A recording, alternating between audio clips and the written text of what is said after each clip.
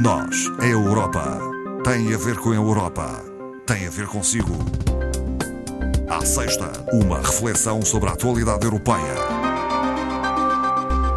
Marco Teles, gestor do Europe Direct Madeira. Boa tarde. Boa tarde, Marta.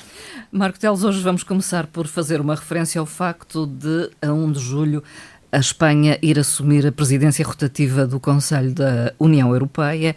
E Pedro Sánchez, num discurso recente, já deixou algumas pistas sobre o que pretende fazer neste período. Sim, portanto, entramos novamente num ciclo novo. As tais presidências rotativas do Conselho da União Europeia acontecem de 6 em 6 meses.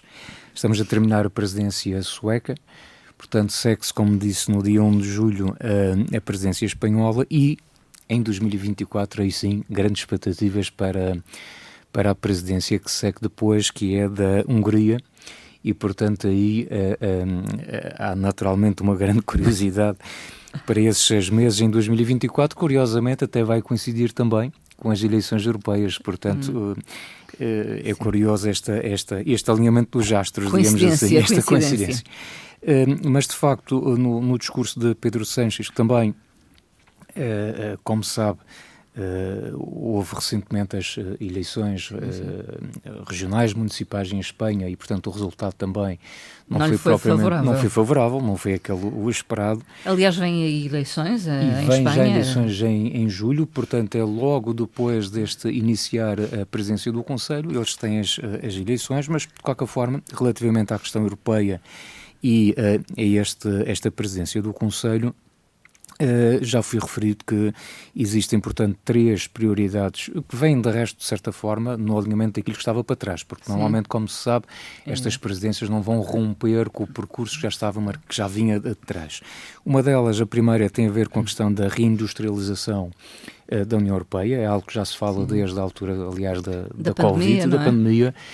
Percebemos nessa altura que até equipamentos básicos de proteção e de saúde que nós não tínhamos, porque, enfim, durante anos a fio andamos a deslocar a indústria para destinos onde a produção era mais barata e depois de um momento para o outro vimos que afinal muita coisa nos fazia falta, aliás, como agora também, mais recentemente ligado, por exemplo, aos semicondutores, a determinadas matérias-primas, a determinados recursos que são fundamentais para esta transição ecológica e digital que estamos a fazer. Portanto, a primeira ligado com esta questão da desindustrialização.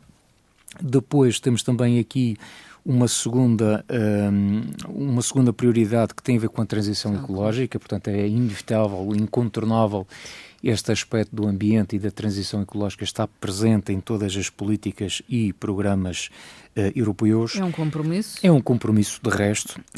E em terceiro lugar, na lista das prioridades de Sánchez está também a questão da justiça social. Este aspecto pareceu-me interessante, ele falava precisamente da necessidade de se quebrar tendências que já vêm de trás e que já têm décadas a fio, em que os lucros das empresas nem sempre servem para reduzir as desigualdades sociais, nem para melhorar as oportunidades e as condições de vida dos cidadãos e, portanto, desse ponto de vista, ele referia que é preciso uma economia mais competitiva e que isto não tem que ser contraditório porque ela pode ser competitiva e, simultaneamente, ser mais justa e mais solidária.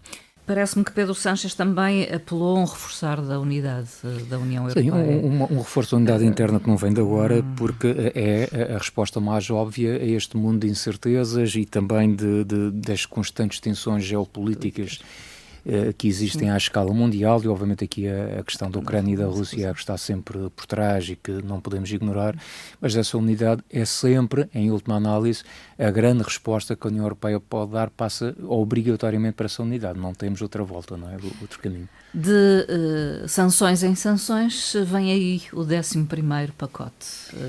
Sim, também esta semana anunciado mais um pacote de sanções, já são vários, neste caso o 11º não difere muito dos anteriores. Este com uma particularidade porque começou-se a perceber que, apesar das limitações à exportação de determinados bens, nomeadamente, por exemplo, aqueles bens que são considerados de duplo uso, ou seja, bens para uso que podem ter utilidade civil, mas também utilidade militar, portanto, esses são os mais preocupantes, mas o que se estava a constatar é que efetivamente determinados produtos começavam a entrar na Rússia, não por venda direta, digamos assim, à Rússia, mas através de países vizinhos que depois faziam chegar à Rússia essas mesmas mercadorias. Estamos a falar da Arménia, do Uzbequistão, do Cazaquistão, e portanto a União Europeia, estando atenta a essa situação, este pacote não se limita a este aspecto, mas o foco está sobretudo nesta questão. Falemos de poluição. Não é propriamente uma boa notícia, não é? Lisboa e Funchal estão no top 10 dos portos europeus com maior poluição por navios de cruzeiro. Nós já tínhamos discutido, aliás, esta situação, esta questão dos portos e da navegação há já algum tempo por outras razões. E, de facto, esta semana houve algumas notícias na comunicação social, mobilizadas também por uma associação ambientalista que dava conta que, de facto, Lisboa, e aqui o caso do Funchal, seria o 10º porto europeu com a maior poluição, e aqui uma poluição associada sobretudo ao óxido de enxofre, portanto aqui um poluente para o qual se requer naturalmente algum cuidado. Mas, efetivamente, esta questão serve para alertar para o seguinte, é para lembrar, e já tínhamos discutido isso cá, ou apresentado cá, a União Europeia tem estado atenta a esta situação e, de facto, nós passamos durante muito tempo, a questão do mercado dos cruzeiros, houve uma altura que esteve em declínio. Sim. Depois houve um fascínio muito grande e começou-se aqui a produzir navios com uma dimensão realmente astronómica. Hoje tem uma capacidade de carga, transporte de milhares e milhares de passageiros e também de tripulantes, e portanto é natural que nós estamos a falar de um impacto muito grande de quando estes navios estão atracados nos portos, porque obviamente para manter aqueles hotéis em funcionamento, porque é disso que estamos a falar, é um hotel com todos os requisitos e com todas as mordomias, o impacto em termos de poluição é grande, mas convinha aqui relembrar que esta situação já está acautelada por parte da União Europeia e existem orientações nesse sentido,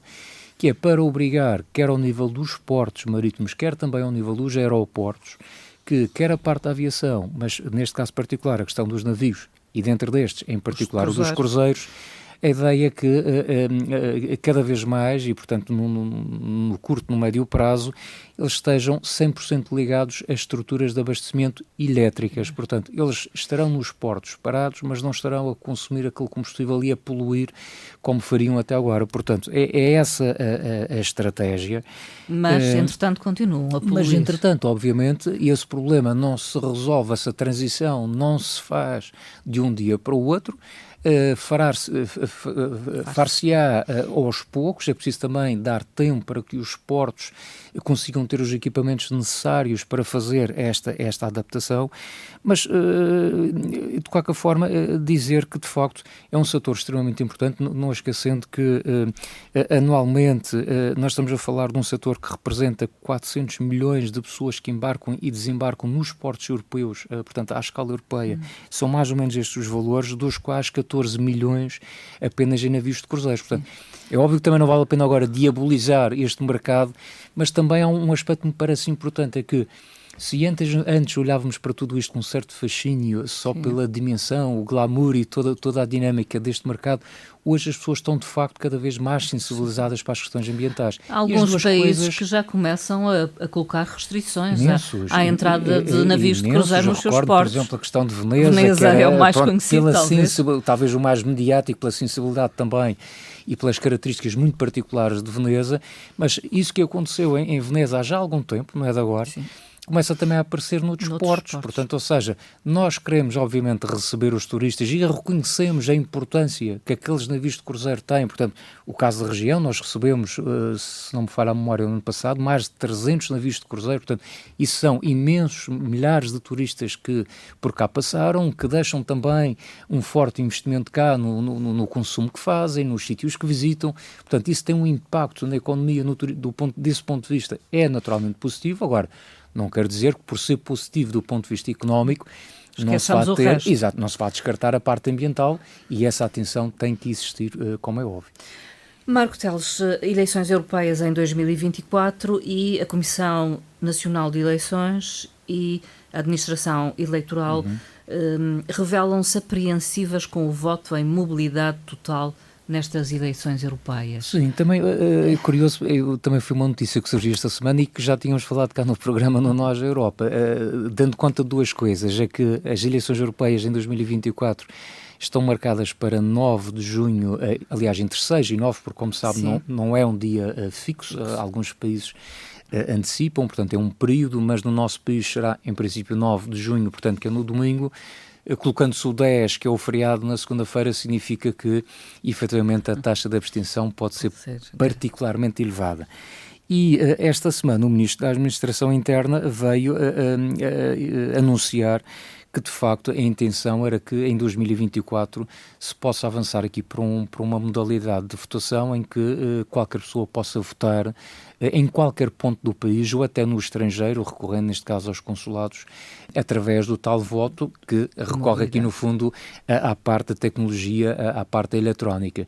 Significa que apenas temos que assegurar que, de facto, a partir do momento que o voto seja descarregado num determinado ponto, que essa segurança existe e que não se repita realmente uma votação, não é? Portanto, as preocupações são com a segurança do processo. As preocupações são, desde logo, eventualmente com a questão, dizia a administração eleitoral, que isto também poderia representar um problema financeiro, é natural que isto tenha custos acrescidos, é natural que também nas próprias mesas de voto seja necessário eventualmente alguma formação adicional, porque será um sistema de eleição diferente daquele que estariam habituados a promover, e obviamente lá está a questão da segurança e a operacionalidade todo o sistema, mas à partida será, em teoria pelo menos, e diria que será algo que poderá ajudar a uma maior participação no ato eleitoral. Daqui a pouco, às 16h30, terá lugar a sessão pública de lançamento do Programa Regional Madeira 2030 e será no auditório do Museu da Eletricidade de Casa da Luz. Sim, portanto, fica ainda vai uma notícia aqui a tempo, quem puder estiver lá perto, se quiser assistir ao lançamento do Madeira 2030, portanto é uma sessão muito simples, contará de resto com o Presidente do Governo, o Presidente da Autoridade de Gestão, neste caso do Instituto de Desenvolvimento Regional, e terá também como encerramento o Secretário Regional das Finanças, se não me falha a memória. Portanto, dizer que relativamente ao programa Madeira 2030 houve já uma reunião prévia do comitê, a primeira reunião do comitê de acompanhamento deste programa regional 2030, que decorreu agora no passado mês de maio, portanto contou de resto com a presença também de representantes da Comissão Europeia, da própria Agência para o Desenvolvimento e Coesão e outras entidades nacionais que são responsáveis pela gestão dos fundos europeus. E, portanto, hoje será este lançamento do Madeira 1420 que, recorde-se, marca, no fundo, um novo ciclo de programação da política de coesão no âmbito do quadro financeiro plurianual 2021-2027, que foi aprovado já em dezembro do ano passado e que representa, em termos práticos, sem estar aqui a esmiuçar os diversos tipos de fundos europeus, mas que representa, no geral, 760 milhões de euros para esta década. Estamos aqui a excluir, obviamente, aqueles outros fundos, muitos milhões também, do PRR, o Plano de Recuperação e Resiliência. É bom que tenhamos presente que o Madeira 2030 é o principal instrumento que vai operacionalizar toda a estratégia de desenvolvimento económico, social e territorial da região para a próxima década.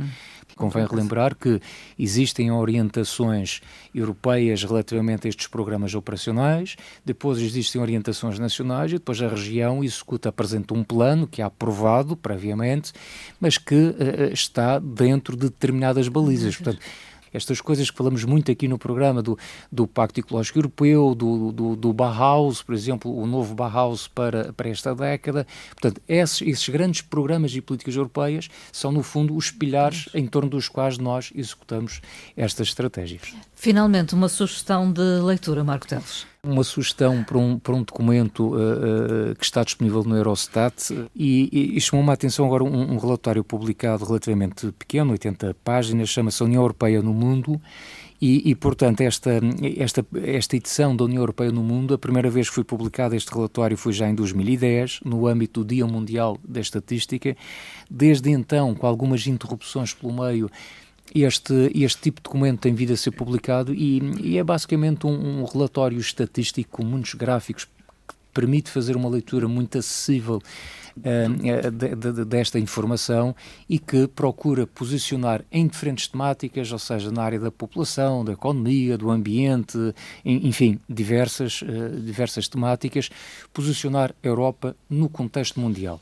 Uma coisa tão simples como, por exemplo, nós percebermos, mas então a União Europeia, no seu todo, portanto os 27 países, quanto é que nós representamos em termos de população? Por exemplo, acho que qual é o nosso peso neste mundo, não é? Na verdade, são 5,7% da população. Somos relativamente pequenos, já fomos mais, efetivamente, em termos populacionais, mas não quer dizer por sermos menos que não tenhamos mais peso noutras áreas, ambientais, tecnológicas, económicas, portanto isto é tudo muito relativo. Mas é um relatório muito interessante, com muitas infografias e que pode ser descarregado gratuitamente na página do Eurostat e que possa, eventualmente, dar aso a umas leituras interessantes a quem estiver interessado. Marco Teles, e por aqui ficamos. Obrigada e até à próxima conversa. Aproveito para desejar também um ótimo São João. É verdade. Que é agora este fim de semana, não é? Pronto. Muito obrigado. Obrigada, até à próxima. Obrigado.